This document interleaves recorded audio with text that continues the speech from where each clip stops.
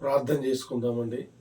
కృపగల దేవా నీకే స్తోత్రాలు. ఈ ఉదయకాలం మరొకసారి నీ సన్నిధిలో కూడి ప్రార్థించడానికి నువ్వు ఇచ్చిన మహాకృపను బట్టి స్తోత్రాలు. ఈ ప్రార్థనలు ఏకీపించిన ప్రతి ఒక్కరిని దీవించండి, ఆశీర్వదించండి తండ్రి. ఉదయకాలం వాక్యాన్ని ధ్యానిస్తుండగా నీవే మాతో మాట్లాడమని చెప్పుచున్న ప్రతి మాట వినుచున్న వారికి దీవెనకరంగా ఆశీర్వాదకరంగా ఉంచమని యేసయ్య నామములో అడుగుచున్నామా పరమ తండ్రి. ఆమేన్, ఆమేన్. దేవుని పరిశుద్ధ నామానికి వందనాలు. ఈ ఉదయకాలం యొక్క మాటలు వింటున్న మీరందరిని బట్టి ప్రభువును స్తుతిస్తున్నాను. ప్రతి ఉదయకాలం ఇలాగూ దేవుని మాటలు చెప్పడానికి దేవుడు చూపుతున్న మహాకృపను బట్టి దేవుని నామానికి మహిమ కలుగునుగాక. ఉదయకాలం దేవుని యొక్క మాటను మనం చదువుకుందామండి. యోబు గ్రంథం 8వ అధ్యాయం 20 వచనంలో మనం చూసినట్లయితే, ఆలోచించము, దేవుడు యథార్థవంతులను త్రోసివేసేవాడు కాదు. ఈరోజు దేవుని యొక్క మాటలు వింటున్న మన జీవితంలో యథార్థత అనేది కలిగి ఉండాలి. దేవుని ఆరాధించటంలో, దేవుని వెంబడించటంలో, దేవుని మాట వినటంలో, దేవుని నమ్మటంలో కూడా యథార్థత అనేది చాలా అవసరం అండి. అందుకే వాక్యములు ఏమన్నదంటే, యథార్థవంతులను ఆయన విడిచిపెట్టే దేవుడు కాదు. యథార్థంగా భక్తి చేసేవారిని ఆయన విడిచిపెట్టే దేవుడు కాదండి. యథార్థంగా నడుచుకునే వారికి ఆయన మేలు చేసే దేవుడని బైబిల్ గ్రంథంలో చాలా చోట్ల రాయబడింది.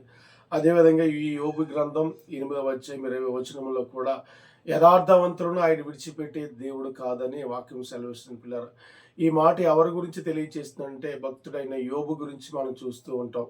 ఆ యోబు గ్రంథంలో ప్రారంభ అధ్యాయంలో సాక్షాత్తు దేవుడే సాక్ష్యం చెప్తున్నాడండి, యోబు యథార్థవంతుడు అని. కనుక ఆ యోబు యథార్థవంతుడు కనుకే సాతాను శోధించినా కానీ, అన్నీ పోగొట్టుకున్నా కానీ చివరికి దేవుని యందు యథార్థత అనేది విడిచిపెట్టలేదండి.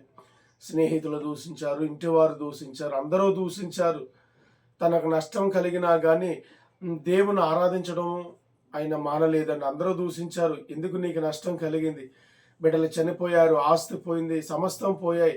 అయినా కానీ ఎందుకు నీవు దేవుని ఎందుకు నీవు దేవుని ఆరాధిస్తున్నావు, ఎందుకు నీవు దేవుని నమ్ముతున్నావని అందరూ దూషించారు. కానీ యోబు మాత్రం దేవుని యొక్క మీద ఉన్న యథార్థతను ఆయన విడిచిపెట్టలేదండి. అన్నీ పోగొట్టుకున్నా కానీ దేవుని మాత్రం వెంబడించడం మానలేదండి. కనుకనే దేవుడు ఆ యోబు యొక్క చరిత్రలో చివరి అధ్యాయంలో మనం చూసినట్లయితే, మొదటి ఆశీర్వదించిన దానికంటే రెండంతలుగా దేవుణ్ణి ఆశీర్వదించినట్లు మనం చూస్తాం. పిల్లలు, గల కారణం ఏంటంటే యథార్థత. ఎవరైతే యథార్థత కలిగి ఉంటారో దేవుని యందు, దేవుని వెంబడించటంలో, దేవుని మాట వినటిలో యథార్థత కలిగి ఉంటారు, నష్టము కలిగినను కూడా దేవుడు వారిని విడిచిపెట్టకుండా రెండంతలుగా దేవుడు వారిని ఆశీర్వదిస్తాడు. కనుక ఈ ఉదయకాలం దేవుని మాటలు వింటున్న మన ఆత్మీయ జీవితాల్లో దేవుని యందు యథార్థత అనేది వదిలిపెట్టొద్దండి. కష్టాలు వస్తాయి, సమస్యలు వస్తాయి, ఇబ్బందులు వచ్చిన, ప్రతికూలమైన పరిస్థితులు ఎదురైనా కానీ దేవుని యందు భయభక్తులు కలిగి ఉందాం. దేవుని విడిచిపెట్టొద్దు. ఆయన శ్రమలు కలిగినా కానీ ఆయన మిమ్మల్ని విడిచిపెట్టే దేవుడు కాదండి. తిరిగి మరలా మొదటి స్థితిని, అంతకంటే రెండంతల స్థితిని దేవుడు మనకు అనుగ్రహిస్తాడు. దానికి మనకి సాక్ష్యం ఎవరంటే యోబు గారి. కనుక అటువంటి కృపను, దేవుని యందు యథార్థత కలిగి ఉండే కృపను మనందరం అనుసరించదుము గాక. మనకందరికి అటువంటి కృప అనుగ్రహించబడును గాక. ఆమేన్, ఆమేన్, ఆమేన్.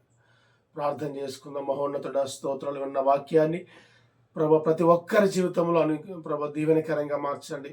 మేమందరము నీకు ప్రభు యథార్థత కలిగి ఉండడానికి నీ కృపను అనుగ్రహించి సహాయం చేసి మేలు చేయమని యేసయ్య నామములో అడుగుచున్నాం మా పరమ తండ్రి. ఆమేన్, ఆమేన్.